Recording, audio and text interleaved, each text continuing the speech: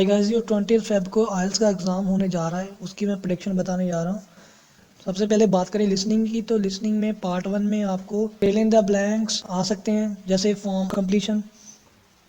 तो घबराने की कोई बात नहीं है, बहुत इजी सेक्शन होगा।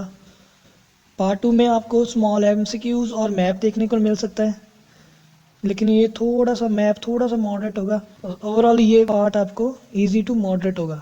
पार्ट 3 में आपको लार्ज एमसीक्यूज़ होंगे, लेकिन थोड़ी सी आपकी ऑडियो भी फास्ट चल सकती है, तो आपको बिल्कुल ध्यान बना के रखना है। थोड़ा सा पार्ट 3 ये मॉडरेट होगा।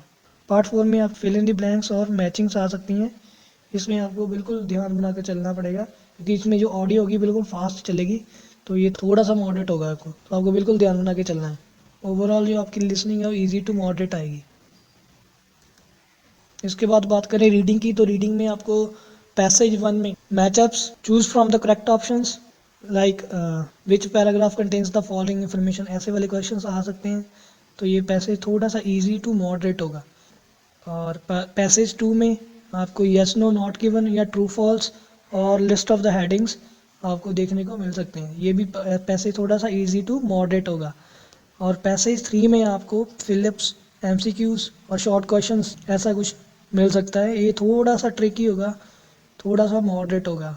तो आप इसमें क्या स्ट्रेटजी बना के चल सकते हो कि आप पहले पैसेज के नाम रीड करो, जिसमें आपको लगे कि यार ये थोड़ा सा इजी है। तीनों में से एक ही लुक में आपको पता चल जाता है। कुछ पैसेज ऐसे होते हैं हिस्ट्री रिलेटेड होते हैं, तो थोड़े से टफ होंगे। तो कुछ साइंस रिलेटेड होंगे और कुछ हमारे इन्वायरमेंट रिलेटेड होंगे, तो ऐसे वाले पैसेज थोड़े से ईजी होते हैं। ट्राई करो कि उनको पहले अटैम्प्ट करो। जो इजी वाले क्वेश्चंस होते हैं या इजी वाले पैसेज होते हैं, उनको पहले अटैम्प्ट किया करो। ट्राई करो कि जो क्वेश्चन आपको इजी लग रहे हैं पहले वो अटैम्प्ट करो, और जो क्वेश्चन टफ लग रहे हैं उसको स्किप कर दो।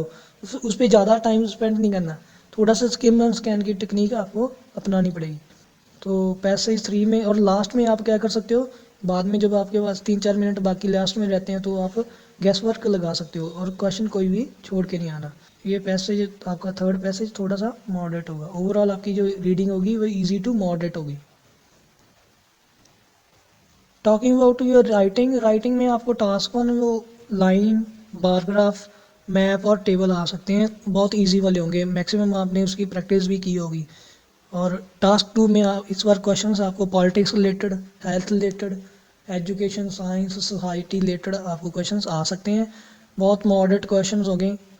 तो इसमें आपको बहुत व्यू टाइप्स देखने को मिल सकती हैं, या एग्री डिसएग्री टाइप। स्ट्रैटेजी वही है कि आपको 2 या 3 बार स्टेटमेंट को पढ़ना है ध्यान से। उसमें अंडरलाइन करना है कि वो क्वेश्चन में जो एग्जामिनर है क्या पूछना क्या चाहता है, और उसके बाद आपने डिसाइड करना है कि इसमें कितने वीपी बनेंगे, किस वीपी में क्या लिखना है। तो सबसे पहले आपको 5-6 मिनट की प्लानिंग बनानी है। कि प्लानिंग में इसमें आपने क्या करना है कि आपने ये फाइंड आउट करना है कि आपने पॉइंट्स कौन से लिखने हैं। उसके 1 या 2 वर्ड्स आपने क्वेश्चन बुकलेट पे आप लिख सकते हो। उसके बाद जब आपके पास प्लानिंग होगी, तो आप आराम से 20-25 मिनट्स में आप पैसेज कंप्लीट कर सकते हो। तो अगर ऐसे स्ट्रेटजी बना के चलोगे तो आपका इजी हो जाएगा। और लास्ट में आपको 3-4 मिनट आपके अपने पास बचने चाहिए, ताकि आप प्रूफ रीड कर सको। क्योंकि खुद जब प्रूफ रीड करते हो तो मैक्सिमम हमें 2-3 मिस्टेक्स मिल जाती हैं, वही एक आध बैंड बढ़ाने के लिए काफ़ी होती हैं। लास्ट में आता है आपका स्पीकिंग क्यू कार्ड्स। स्पीकिंग में अब आपको पता ही है, स्पीकिंग में पार्ट 1 तो सिंपल से क्वेश्चन होते हैं इंट्रोडक्शन के, या छोटे मोटे और क्वेश्चंस होते हैं, वो उनकी तो आपने पीडीएफ्स में से आपने प्रैक्टिस की होगी। और पार्ट 3 में भी आपको पता ही है कि जो क्यू कार्ड आता है उसके साथ में क्वेश्चंस होते हैं नीचे दिए हुए, फॉलोअप्स, प्लस थोड़े बहुत तो इधर उधर से भी पूछ सकते हैं। तो मेन इसमें टारगेट है वो हमारा क्या होना चाहिए, स्पीकिंग क्यू कार्ड्स में जो फ्रेश अभी ट्रेंडिंग में चल रहे हैं क्यू कार्ड्स। जैसे describe a large company you are interested in. Second, describe your favorite weather. Third, describe a famous person you are interested in. Fourth, describe a childhood toy you like the most. And fifth, describe a part of city or a town you like to spend time in. सो ये जो 4-5 cue cards हैं, इन पे आपको extra focus देना पड़ेगा। ये नहीं है कि बाकियों को इग्नोर करना है, बाकी भी करने हैं, लेकिन इन पे आपको थोड़ा सा ध्यान देना है। और अगर आपको इनमें से डिफ़िकल्टी आ रही है कोई भी, कि आप अपने पास यूनिक क्यू कार्ड आइडिया नहीं है, तो मैं ये क्यू कार्ड, मैं इनके लिंक मैंने ये डिस्क्रिप्शन बॉक्स में डाल दूँगा। आप वहाँ से जाके उसकी वीडियोस चेक कर सकते हो, आपको नया और यूनिक आइडिया मिलेगा। सो ओवरऑल आपकी स्पीकिंग ईजी है इस बार।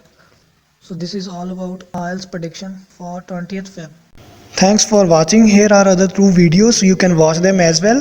And if you haven't yet subscribed my channel, please subscribe it and hit the bell icon for my upcoming videos, and share these all videos among your friends.